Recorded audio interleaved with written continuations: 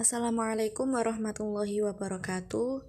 Di sini kami dari kelompok 12 akan mempresentasikan dinamika dalam Islam kontemporer. Pembahasan 1, Islam kontemporer. Islam kontemporer, kata kontemporer yang berasal dari kata ko yang artinya bersama dan tempo, yaitu waktu. Jadi, menurut kata kontemporer adalah waktu bersamaan. Secara umum, kontemporer artinya kekinian, modern, atau lebih tepatnya adalah sesuatu yang sama dengan kondisi waktu yang sama atau saat ini. Maka Islam kontemporer adalah Islam yang pada masa modern atau masa kini. Pemikiran Islam kontemporer umumnya ditandai dengan lahirnya suatu kesadaran baru atas keberadaan tradisi di satu sisi dan keberadaan modernitas di sisi yang lain, serta bagaimana sebaiknya membaca keduanya. Pembahasan kedua yaitu pluralisme. Istilah pluralisme berasal dari kata plural yang berarti sesuatu atau bentuk yang lebih dari satu. Pengertian pluralisme dalam konteks ini ada dua. Yang pertama adalah keberadaan sejumlah kelompok orang dalam satu masyarakat yang berasal dari ras, agama, pilihan politik, dan kepercayaan yang berbeda.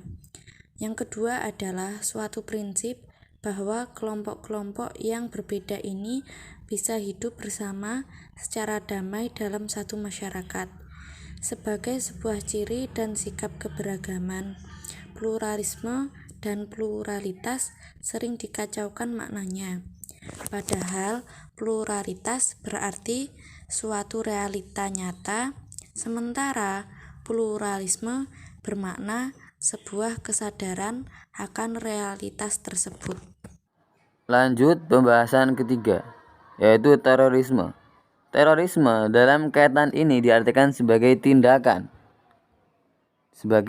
kekerasan atau ancaman untuk melakukan tindakan kekerasan yang ditunjukkan kepada sasaran acak atau tidak ada hubungan langsung dengan pelaku, yang berakibat pada kerusakan, kematian, ketakutan, ketidakpastian, dan keputusasaan massal.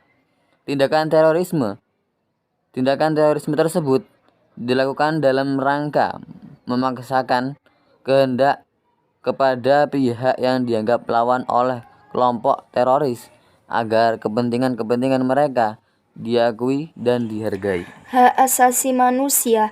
Hak asasi manusia adalah hak-hak yang dimiliki manusia semata-mata karena ia manusia. Hak asasi manusia adalah hak yang melekat pada diri manusia yang bersifat kodratif dan fundamental, sebagai suatu anugerah Allah yang harus dihormati, dijaga, dan dilindungi oleh setiap individu, masyarakat, atau negara. Umat manusia memilikinya bukan karena diberikan kepadanya oleh masyarakat atau berdasarkan hukum politik, melainkan semata-mata karena martabatnya sebagai manusia.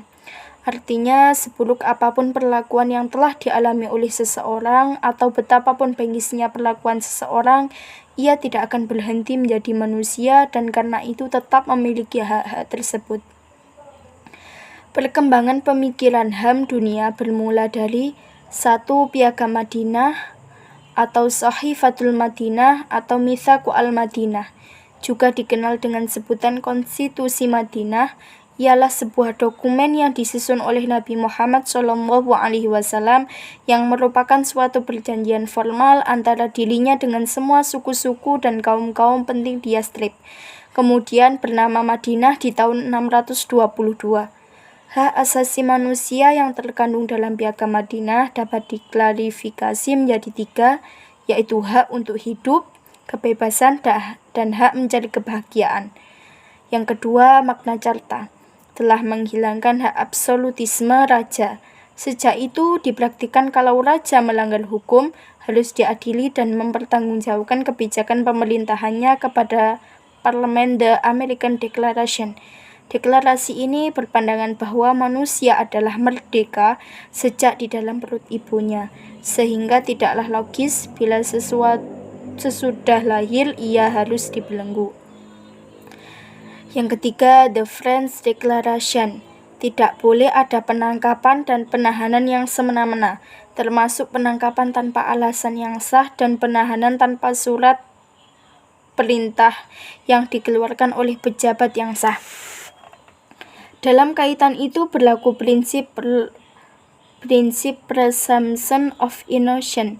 Artinya, orang-orang yang ditangkap, kemudian ditahan dan dituduh berhak dinyatakan tidak bersalah, sampai ada keputusan pengadilan yang berkekuatan hukum tetap yang menyatakan ia bersalah.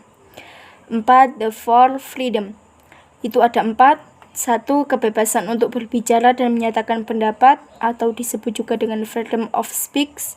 Yang kedua, kebebasan beragama, freedom of religion. Yang ketiga, kebebasan dari ketakutan, yang disebut juga dengan freedom for fear. Dan yang terakhir, kebebasan dari kemelaratan, disebut juga dengan freedom for want. HAM dalam perspektif Islam itu ada 4. Yang pertama, hifz al-din. Yang kedua, hifz al-nafs wa al-ird. Yang ketiga, hifz al-aql. Dan yang keempat, hifz al-nasl. Mungkin cukup sekian dari kelompok kami. Apabila ada kesalahan dan kurang paham, kami mohon yang sebesar-besarnya. Assalamualaikum warahmatullahi wabarakatuh.